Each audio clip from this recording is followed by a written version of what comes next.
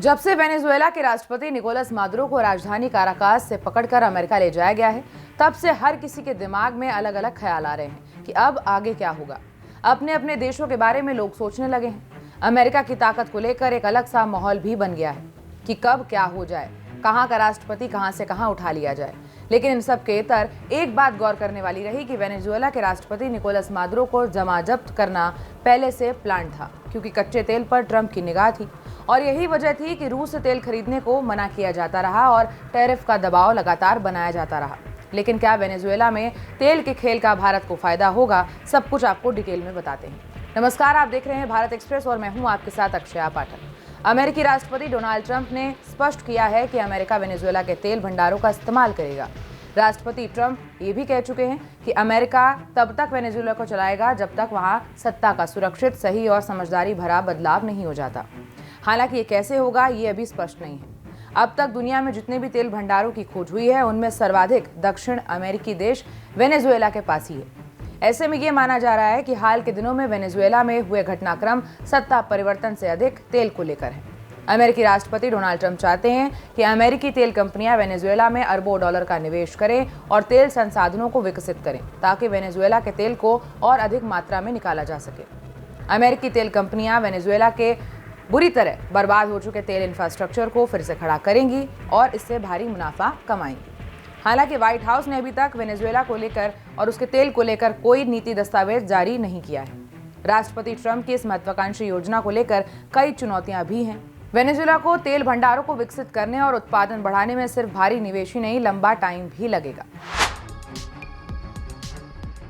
Venezuela के पास 303 अरब barrel से अधिक तेल भंडार का अनुमान है और ये दुनिया में सबसे ज्यादा है। इस ताज़ा घटनाक्रम के बाद ये माना जा रहा है कि भारत की वेनेजुएला में फंसी करीब 1 अरब डॉलर की देनदारी के निकलने का रास्ता भी खुल सकता है। दरअसल वेनेजुएला के तेल कारोबार पर सख्त अमेरिकी प्रतिबंध लगने से पहले तक भारत वेनेजुएला के कच्चे तेल का सबसे बड़ा आयातक था। भारत दुनिया के उन चुनिंदा देशों में शामिल है जिनके पास वेनेजुएला के भारी कच्चे तेल को रिफाइन करने की तकनीक और क्षमता मौजूद है।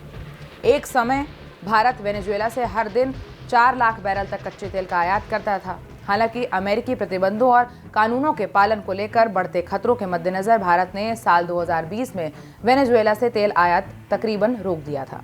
भारत ने पिछले साल नवंबर 2025 तक कुल तेल इंपोर्ट का 0.3% हिस्सा ही वेनेजुएला से इंपोर्ट किया था। अब चलिए समझते हैं कि भारत का वेनेजुएला में निवेश कितना है। तो भारत की विदेश में तेल कारोबार करने वाली कंपनी ONGC विदेश लिमिटेड यानी कि OVL पूर्वी वेनेजुएला में सैन क्रिस्टोबल ऑयल फील्ड का साझा रूप से संचालन करती है। हालांकि अमेरिकी प्रतिबंधों की वजह से तकनीकी उपकरणों और ज़रूरी सेवाओं तक पहुंच सीमित होने के बाद यहाँ तेल उत्पादन फायदे का सौदा नहीं रहा था और OVL को संचालन रोकना पड़ा था। OVL की इस ऑयल फील्ड में 40% हिस्सेदारी है और 2014 तक वेनेजुएला पर OVL की लगभग 53.6 करोड़ डॉलर की देनदारी थी, जिसे वेनेजुएला चुका नहीं सका था। अब समझते हैं कि ताज़ा घटनाक्रम के भारत के लिए क्या मायने हो सकते हैं। वेनेजुएला में हालात नाटकीय रूप से बदल गए हैं। ऐसे में सवाल ये भी उठ रहा है कि वेनेजुएला में हुए घटनाक्रम के भारत के लिए क्या मायने हो सकते हैं और क्या इससे भारत को कोई फायदा पहुंच सकता है। इसे लेकर अलग अलग विशेषज्ञों की अलग अलग राय बटी हुई है। हालांकि ये बहुत हद तक इस बात पर निर्भर करेगा कि अमेरिका का वेनेजुएला के तेल को लेकर क्या नीतियां बनाता है और साथ ही अमेरिका वेनेजुएला के तेल पर लगे प्रतिबंधों में ढील देता है या नहीं। हालांकि वेनेजुएला के घटनाक्रम का भारत को कोई सीधा फायदा मिलना मुश्किल भी हो सकता है, क्योंकि वहां के कच्चे तेल पर अमेरिका अपना ही नियंत्रण रखना चाहेगा। लेकिन एक मत ये भी कहता है कि भारत के पास वेनेजुएला के भारी कच्चे तेल को रिफाइन करने का इंफ्रास्ट्रक्चर है। ऐसे में दीर्घकाल में भारत को इसका फायदा भी मिल सकता है, क्योंकि वेनेजुएला का जो कच्चा तेल है वो भारी तेल होता है, जिसे रिफाइन करने की तकनीक भारत के पास है।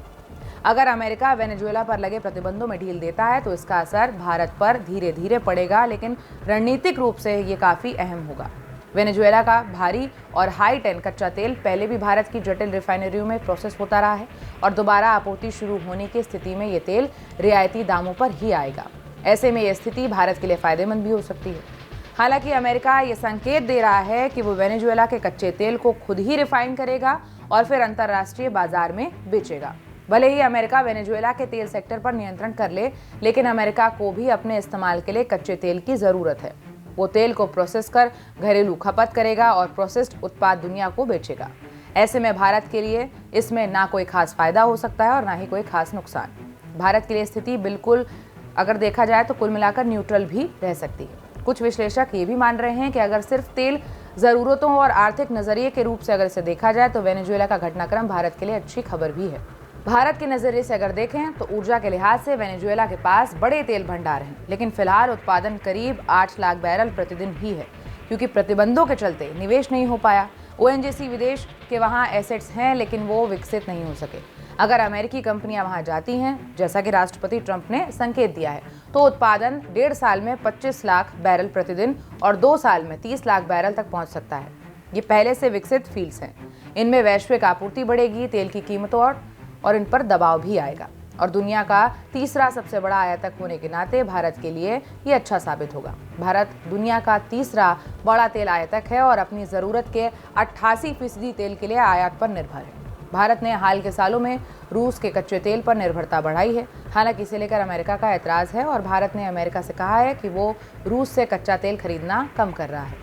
अमेरिका ने रूस से कच्चे तेल की खरीदारी की वजह से भारत पर अतिरिक्त टैरिफ भी लगाया है। लेकिन अब देखने वाली बात ये होगी कि भारत को सीधे वेनेजुएला का कच्चा तेल मिलेगा या नहीं मिलेगा, या ये तेल अमेरिका जाएगा और वहीं पर रिफाइन होगा। फिलहाल मेरे साथ इतना ही। देखते रहिए भारत एक्सप्रेस।